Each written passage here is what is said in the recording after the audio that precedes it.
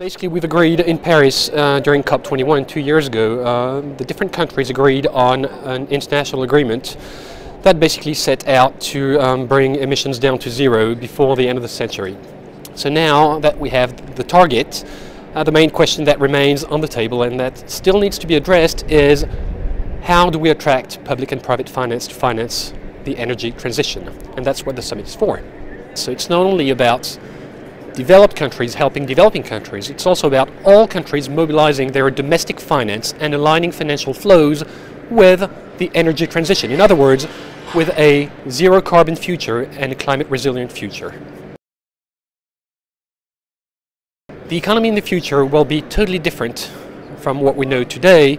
It will be carbon neutral and it will be climate resilient. In other words, it's not only about investing in renewables or investing in a bit of energy efficiency. The real question is, what kind of society is a zero carbon and climate resilient society? How do we live in such a society? What are the dwellings like? What is transportation like? How do we get, where do we get our food from, etc.? That's all those kind of questions that we need to answer. And then again, it's not a financial problem here, it's a societal problem. What kind of society do we want to achieve? Finance is only, quote unquote, a means to achieving what we want to achieve.